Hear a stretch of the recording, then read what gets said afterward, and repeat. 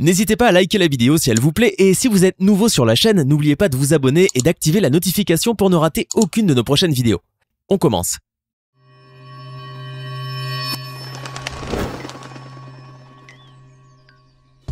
Bonjour et bienvenue à tous. Nous, les humains, avons tendance à nous considérer comme indéniablement supérieurs au reste du règne animal. Nous avons sélectivement élevé des loups pour en faire nos compagnons les plus fidèles, forcé les tigres à sauter dans des cerveaux enflammés pour notre amusement et mis le roi des animaux en exposition. Toutefois, il reste quelques exemplaires rampants terrifiants qui nous font toujours peur car ils ont la capacité de nous mettre dans des situations plutôt inconfortables. Si vous voyez un de ceux-là, courez rapidement et demandez de l'aide. Les fourmis traqueuses. Les fourmis traqueuses ou fourmis magnans sont une sérieuse menace et si vous voyez une de leurs colonies nomades circuler en dévorant tout sur leur passage, vous feriez mieux de bien vous tenir à l'écart de ces petits mais dangereux animaux. Bien qu'elles ne soient pas connues pour transmettre des maladies aux humains, ces fourmis n'en sont pas moins carnivores et un peu agressives. Elles mangent tout ce qu'elles trouvent, y compris les vers, les rats et tout autre être vivant. Et pour empirer les choses, il est presque impossible de leur faire lâcher prise. En fait, leur morsure est si puissante que certaines tribus les utilisent comme agrafe naturelle, en arrachant leur torse et leurs pattes une fois la mâchoire refermée sur les bords de la plaie. Mais ces fourmis ne se limitent pas à leur force brute. Les fourmis magnans sont aussi extrêmement intelligentes et peuvent même coordonner leurs attaques pour fondre toutes ensemble sur leur proie.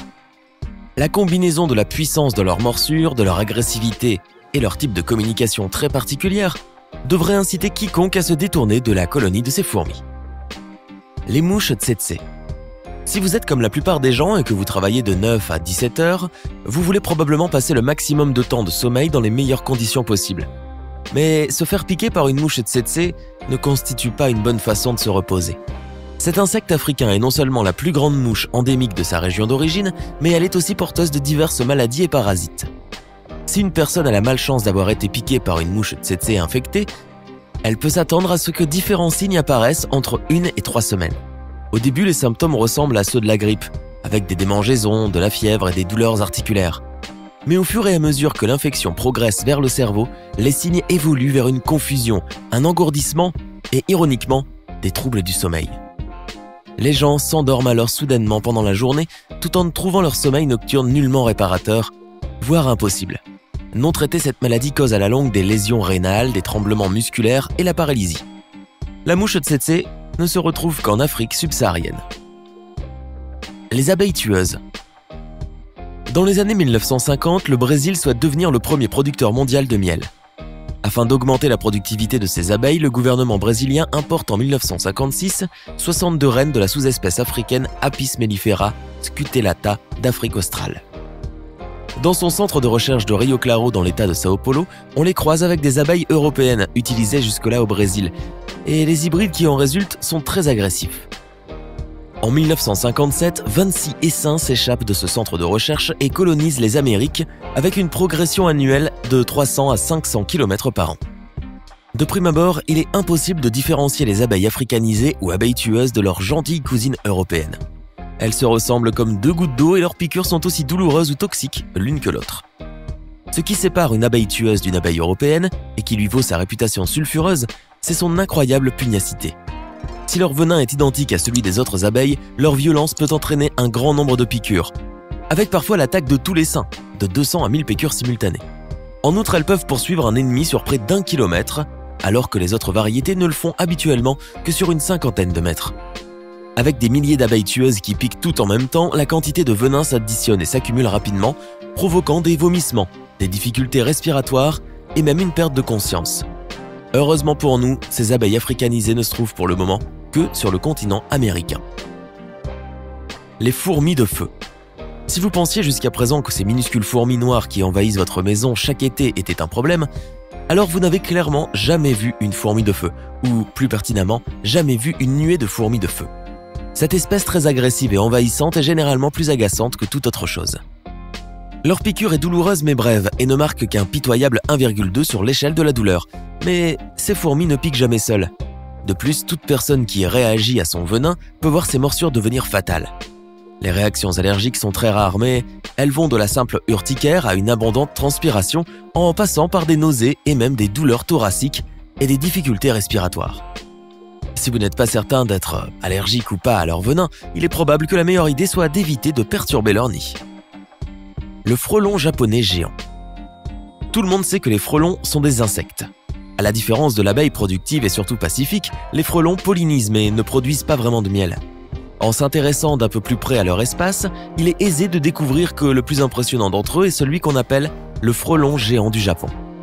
Ces super insectes de 2 cm de long mangent des abeilles pour leur petit déjeuner et chargent pour piquer, généralement si douloureusement que cela nécessite souvent une hospitalisation.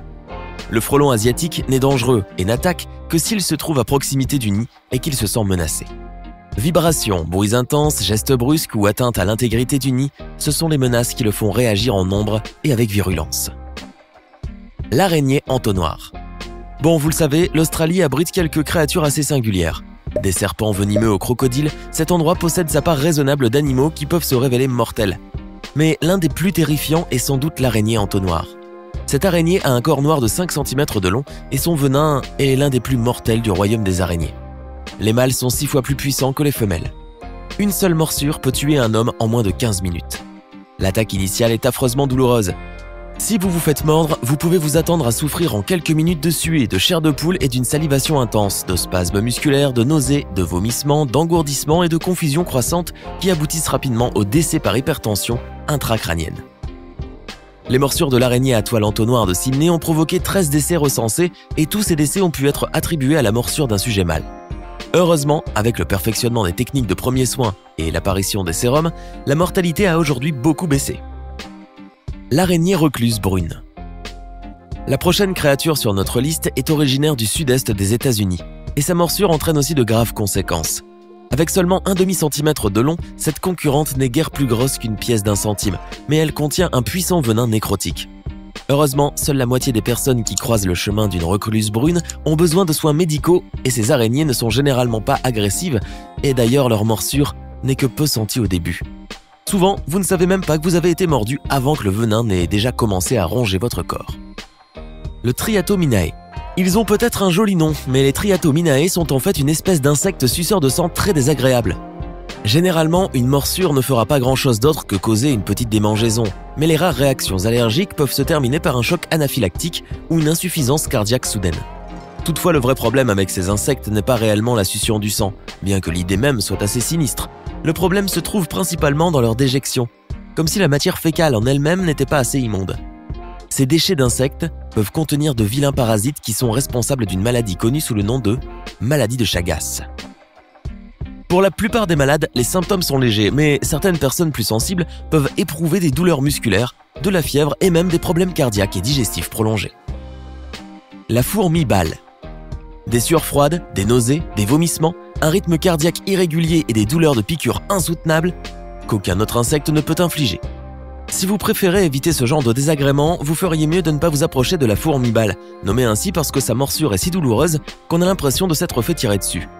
Cet insecte, d'une longueur de 2 cm environ, injecte une neurotoxine unique.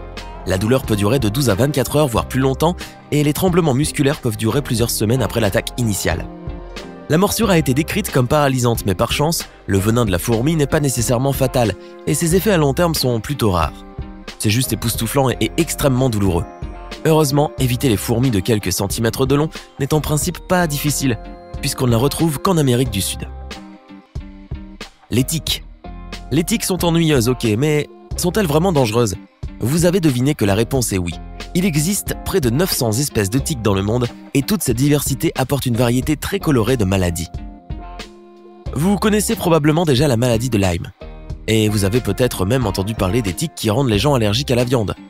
Cependant, le fait d'avoir des articulations douloureuses et celui de ne pas être en mesure d'avoir une belle côte de porc dans son assiette est minuscule comparé aux conséquences parfois inquiétantes des morsures de tiques. Bien que celles-ci soient généralement traitables, quelques personnes malchanceuses souffrent de complications à vie et regrettent à tout jamais leur rencontre avec ces petites bêtes si déplaisantes. Les moustiques.